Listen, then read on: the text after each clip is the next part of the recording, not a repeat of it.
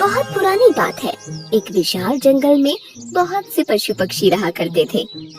उनके बीच एक रंगीला नाम का बड़ा ही नेक हिरण भी रहता था। वो बहुत ही मेहनती, मिलनसार और परोपकारी था। वो अपने मन, कर्म और वचन से सबका ख्याल रखता था। किसी का स्वास्थ्य खराब होने पर वो हालचाल लेने के साथ साथ उसके उपचार की भी व्यवस्था करता था। वो जहाँ रहता था वहाँ अपने मेहनत से चारों तरफ हरियाली फैलाए रहता था।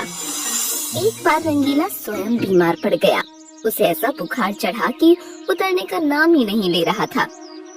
उसने स्वयं कुछ जड़ी बूटियां खाई, लेकिन कोई लाभ नहीं हुआ। उसकी बीमारी की खबर जंगल में फैल चुकी थी, लेकिन उसे देखने के लिए कोई नहीं आया। तब उसका मन अधिक मुरझा गया। उससे उठा नहीं जा रहा था। फिर भी वो उठकर कुछ आगे आया और उसने देखा 2 हिरण उसके इलाके में आ गए थे। वो बड़ी बड़ी हरी हरी घास खा रहे थे। उन्होंने जब रंगीला को देखा तो मुस्कुराने लगे। अरे रंगीला, कैसी है तुम्हारी तबीयत? हम तो तुमसे ही मिलने आए हैं, तुम्हारा हालचाल जानने आए हैं। हाँ रंगीला, हमने सुना तुम्हारी तबीयत बहुत खराब है, तो हमसे रहा नहीं गया, इसीलिए चले आए हैं। अब बताओ कैसी तबीयत है? तबीयत में कुछ फर्क नहीं आया है, अब कोई दूसरी दवा लेनी पड़ेगी। हाँ, अच्छी दवा लेना, अपना ख्याल रखना। तुम आराम करो, हम चलते हैं।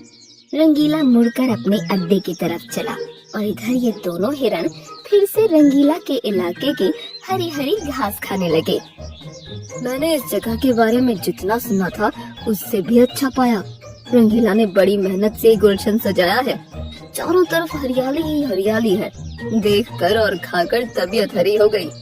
आज पेट भरकर खा लेता हूँ, कल रंगीला से मिलने के बहाने फिर आऊंगा। मुझे रंगीला की तबीयत से क्या लेना? ये हरियाली खिंचलाई है मुझे। मैं भी तुम्हारे साथ कल आऊंगा। दोनों हिरणों का जब पेट भर गया तब वो वहाँ से चले गए। अपने इलाके में जाकर वो रंगीला के इलाके की हरी हरी घास की तारीफ करने लगे। अरे भाई, यहाँ सूखी घास खाते पड़े हो। जाओ रंगीला के दरबार में, वहाँ चारों तरफ हरियाली ही हरियाली है। वहाँ जाओ, रंगीला का हालचाल पूछो और पेट भरकर हरी हरी घास खाओ। रंगीला बहुत अच्छा है और नेक है। उसके बीमार होने पर भी हमें हरी घास खाने के लिए मिल रही है। इससे अच्छी बात और क्या हो सकती है? बहुत सारी हिरणों की टोली बन गई और सब रंगीला के पास पहुँच गए उसका हालचाल पूछने। पहले तो रंगीला को इस बात की बड़ी खुशी हुई कि कितने सारे लोग उसका हालचाल जानने के लिए आ गए। उसके बाद का नजारा देखकर उसका सर ही चकरा गया। सारे हिरण उसके इलाके की घास खाने में जुट गए थे। कुछ हिरण फल भी खा रहे थे। उनके पास सर उठाकर इधर उधर देखने की भी फुर्सत नहीं थी। रंगीला बेचारा मन ही मन सोचने लगा कि ये लोग मेरे पास 2 घड़ी भी नहीं रुके और घास खाने के लिए जुट गए। अब यही हाल रहा तो मेरे इलाके की सारी घास साफ हो जाएगी। मेरे खाने के लिए भी कुछ भी शेष नहीं बचेगा। कुछ देर बाद रंगीला का एक मित्र मोनू भालू आ गया। उसे आने में देर हो गई थी।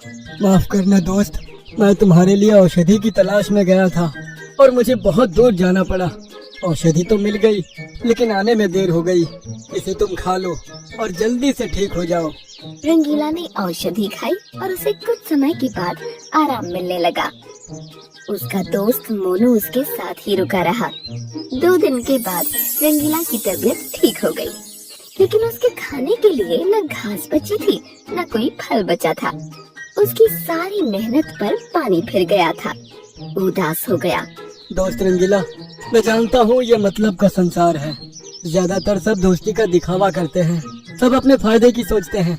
तुम चिंता मत करो, हम दोनों मिलकर गुलशन सजाएंगे, एक नई दुनिया बनाएंगे। इस कहानी से हमें इस बात की जानकारी मिलती है कि मन में कपट रखने वाले मित्र शत्रु से भी ज्यादा खतरनाक होते हैं। एक जंगल में एक हिरण घास खाने के बाद इधर उधर कूद रहा था। वो बड़ा सिरफिरा था। कभी पूरब में दौड़ता, कभी पश्चिम में, कभी उत्तर में जाता और कभी दक्षिण में छलांग लगाता चला जाता। उसे एक खरगोश ने देखा और समझाया। हिरण भैया जरा संभल कर कूदो, जंगल का इलाका है, कुछ भी हो सकता है। खरगोश भैया अपनी तो चाल निराली है, अपनी छलांग मतवाली है। इस जंगल का चप्पा चप्पा मेरे कदमों की आहट पहचानता है। तुम समझे कि नहीं समझे? मुझे लगता है तुम ज्यादा ही समझदार हो, तुम्हें अब समझाना मेरी ना समझी होगी। इतना कहकर खरगोश वहाँ से खिसक गया और हिरण महाराज की उछल कूद जारी ही रही। वो एक बार जोर से दौड़ा और दौड़ता ही चला गया। अचानक सामने पत्तियों के ढेर के पीछे एक गड्ढा आ गया। वो रुकते रुकते फिसल गया और गड्ढे में गिर गया। गड्ढा बड़ा था, इसलिए हिरण ज्यादा डर गया। वो बाहर आने के लिए कूदने लगा, लेकिन आ नहीं पाया। उसके बाद उसने मदद के लिए गुहार लगाना शुरू कर दिया। बचाओ बचाओ, मैं गड्ढे में गिर गया हूँ, निकल नहीं पा रहा हूँ। निकाल लो भाई, इस गरीब की पुकार सुन लो। उस गड्ढे से कुछ दूरी पर एक बंदर आ रहा था।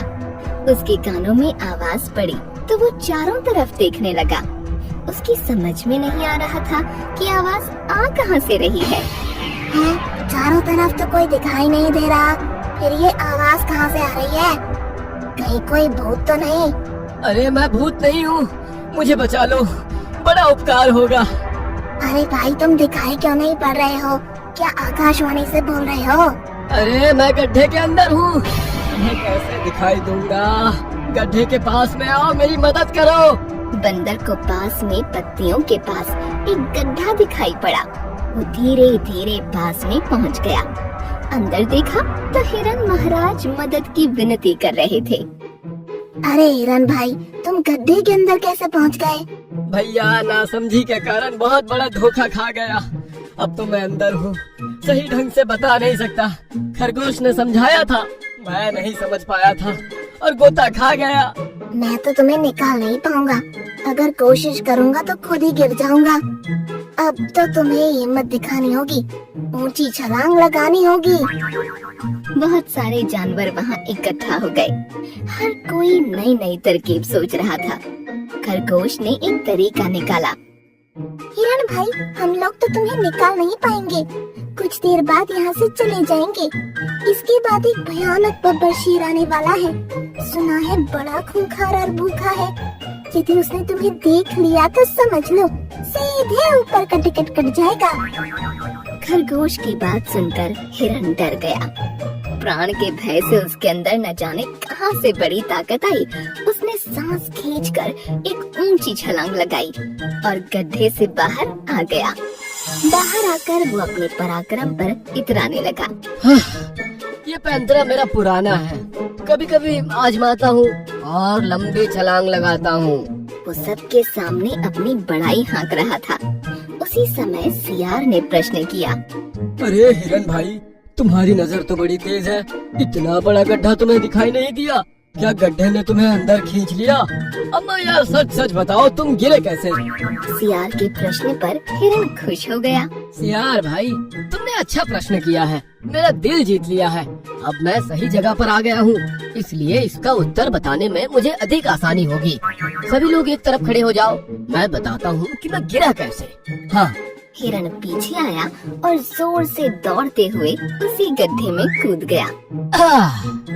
इसी तरह मैं गड्ढे में गिर गया था। उसकी इस हरकत से सभी हैरान रह गए। अरे भोंदू, तुमने ये क्या कर दिया? अपने आप को फिर से गिरा लिया। खरगोश भाई, तुम नहीं समझोगे, ये अपना अंदाज है। अभी फिर से छलांग लगाऊंगा और बाहर निकल आऊंगा। ये कहकर हिरण ने ऊंची छलांग लगाई, लेकिन बाहर नहीं निकल पाया। 2-3 बार उसने कोशिश की, लेकिन सफल नहीं हुआ। ये हिरण दिमाग से पैदल है, भला कोई गड्ढे में फिर से गिरने का प्रयोग करता है। बार बच गया, फिर अपनी ही मूर्खता से फंस गया। अब तो लगता है ये गड्ढे में ही रह जाएगा। नहीं नहीं, मैं गड्ढे में रहा तो शेर मुझे खा जाएगा। मुझे बचा लो यारो। बड़ी देर तक तमाशा चलता रहा। हिरण कूद कूद कर फिर से गड्ढे में फिसलता रहा। इसके बाद बड़ा जिराफ वहाँ आया। और उसने गर्दन को झुकाया। फिर इसके बाद हिरण को बाहर निकाल लिया गया। गड्ढे में गिरने के प्रयोग की मूर्खता दोबारा मत करना, वरना अंदर ही रह जाओगे। इस तरह से मूर्ख हिरण की जान बचाई गई और उसे सब जानवरों ने जंगल में भेज दिया।